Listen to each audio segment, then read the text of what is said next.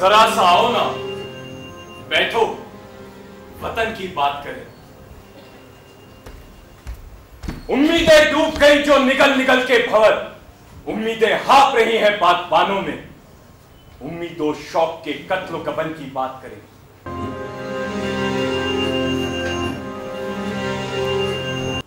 कंचन ने दाव खींचा, पांव तले दबा लिया, मछली निकाली परात से, उसके चिकने बदन पर हाथ फिरा के पानी साफ किया और गच्छ से 3 हिस्सों में काटा।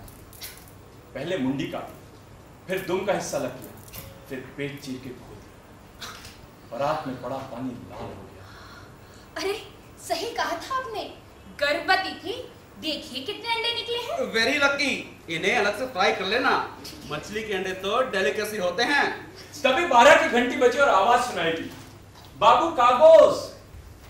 अखबार वाला दरवाजे के नीचे से अखबार डालकर चला गया। विभूति उठ के अखबार उठा लाया। फ्रंट पेज शहर की दंगों की खबरों से भरा हुआ था। कुछ तस्वीरें भी थीं। एक गर्भवती महिला की तस्वीर, जिसे गैंग रेप किया गया था और जो ब्लीड करते करते मर गई थी। मुंह थोड़ा सा खुला हुआ था, जैसे कुछ बोलने की कोशिश कर रही हो। आंखें खुली हुई थी।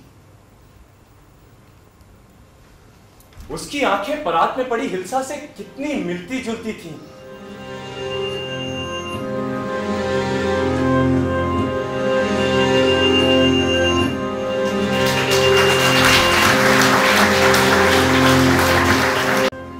ऐसा कुछ भी तो नहीं था जो हुआ करता है फिल्मों में हमेशा।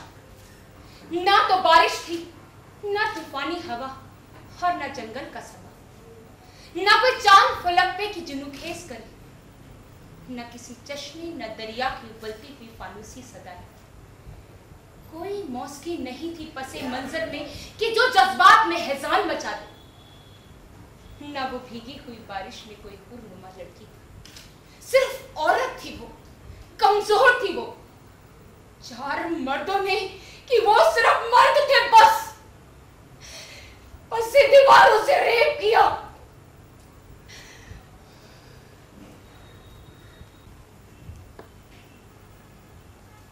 क्या करना है ऐसे शहर में रहकर जहां खाल उधड़ जाती है, गोश्त की बोटी बोटी बिक जाती है, बेचारा मिमियाता दिन शाम होने तक अपने आप ज़बा खाने चला आता है।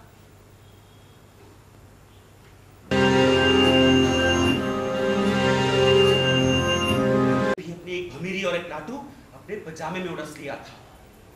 रात की रात हम गांव छोड़कर भाग रहे थे, रिफ्यूजी थे। आग धुएं और चीख पुकार के जंगल से गुजरे थे सारे। हम सब घोर धुएं में भाग रहे थे। हाथ किसी आंधी की आंतें फाड़ रहे थे, आंखें अपने जबड़े खोले भौंक रही थी। मां ने दौड़ते दौड़ते खून की कै कर दी थी। जाने कब छोटी का छूटा मुझसे हाथ, वही उसी दिन फेंकाया था अपना बचपन। लेकिन मैंने सरहद के सन्नाटों के सहराव में अक्सर देखा है, एक भमीरी अब भी नाचा करती है और एक लाटू अब भी घुमा करता है।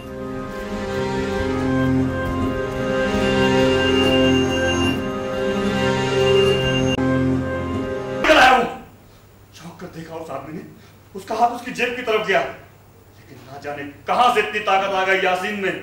उस शख्स को टांगों बीच से उठाया और या अली कह के फेंक दिया बाहर।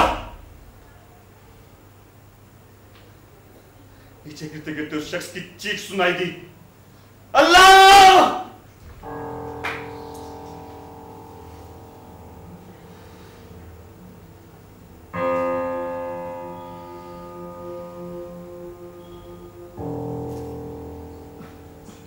गाड़ी चल दी। यासीन को हैरत हुई, क्या मुसलमान था वो भी? लेकिन खौफ के शिकंजे से जो छूटा था, तो ऐसे जैसे मौत के मुंह से बाहर निकल आया।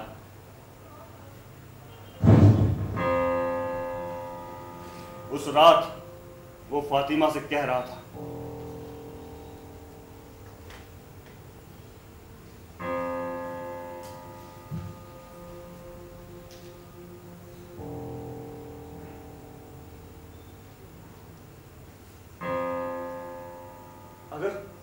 अगर ऐसा ना होता तो मैं भी क्या सबूत देता उसे अपने मुसलमान होने का? क्या करता मैं? क्या नंगा हो जाता?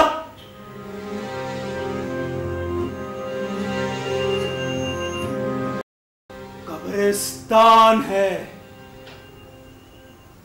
कब्रिस्तान से गुजरो तो आहिस्ता बोलो। कब्रिस्तान में इतना ऊंचा बोलने का दस्तूर नहीं है। कब्रिस्तान से गुजरो तो अपने पैरों की आहट मध्यम कर लो। चलती फिरती आवाजों से मुर्दों को जहमत होती है। साकित मुर्दे साकित रहना चाहते हैं। करवट लेना मुर्दों का अतवार नहीं है। कब्रिस्तान है।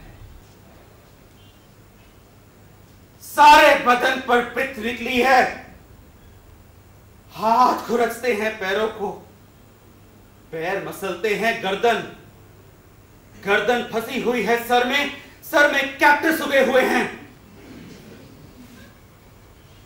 जहां जहां मजहब की बिच्छू बूटी झूले, वहां वहां खारिश होती है, फोड़े फूटने लगते हैं, पीप निकलने लगती है।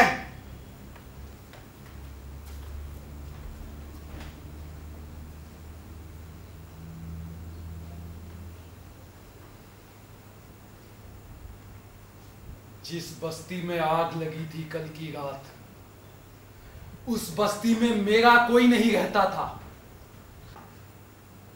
उस स्कूल में मेरे घर से कोई कभी पढ़ने ना गया और ना अब जाता था। मेरी कोई दुकान नहीं थी, मेरा कोई सामान नहीं था। दूर ही दूर से देख रहा था कैसे कुछ खुफिया लोगों ने जाकर आग लगाई थी।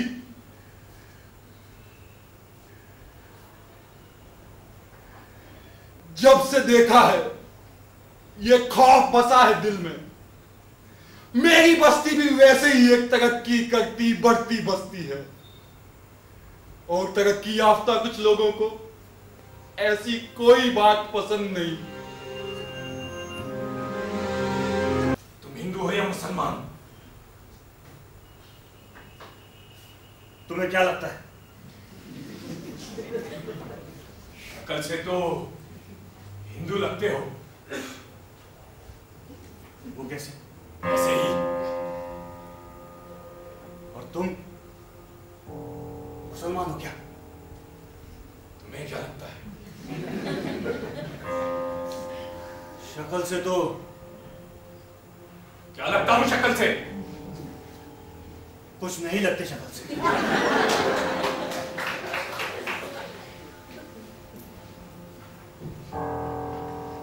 नाम क्या है तुम्हारा? शक्ल से बेवकूफ लगता हूं क्या? नाम बता दूंगा तो पता नहीं चल जाएगा तुम्हें?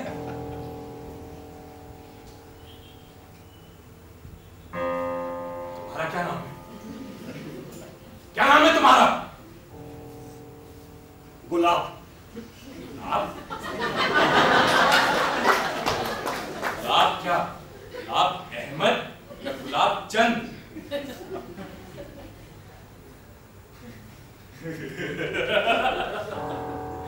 लगता है तुम भी डरे हुए हो।